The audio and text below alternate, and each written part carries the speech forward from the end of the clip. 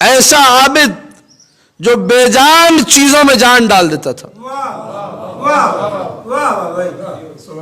مناقب کی کتب میں ہے، دلائل کی کتب میں ہے، معجزات کی کتب میں ہے کہ جب واقعہ کربلا سے واپسی ہوئی، ایک شخص جس نے رستے میں بڑی خدمت کی تھی، مولا نے کچھ زیورات وغیرہ کچھ تبرکات بیویوں سے لے کے اس کو دیے، کہا تم نے ہماری بڑی خدمت کی ہے۔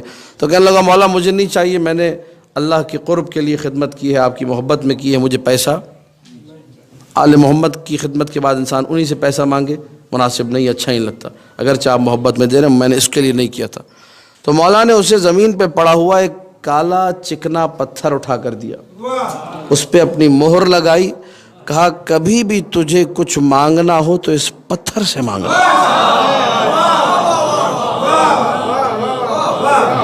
کالا پتھر، چکنا پتھر، لیکن جان اس میں ایسے آ گئی کہ مہر زین العابدین کی ہے۔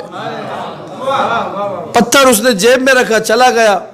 ایک دن کا گھر میں اندھیرا تھا، لالٹین بجھ گئی، شعلے نہیں تھے، ایندھن نہیں تھا، تو میں نے پتھر سے کہا، میں نے کہا مجھے ابھی روشنی چاہیے، تو ایسے روشن ہوا لگ رہا تھا چاند گھر ہی میں آ گیا۔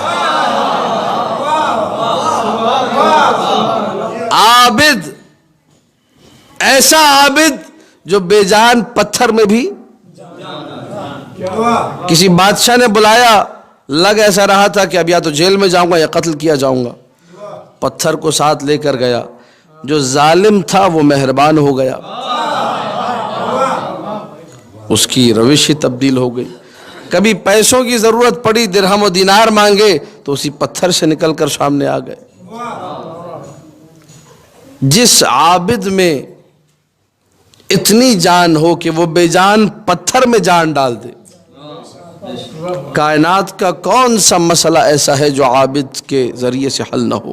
سلام اللہ علیہ۔ میں اور آپ توسل کریں کبھی امام زین العابدین سلام اللہ علیہ سے، مولا آپ ہماری مشکلات کو حل کیجئے، مولا آپ ہماری مدد کیجئے۔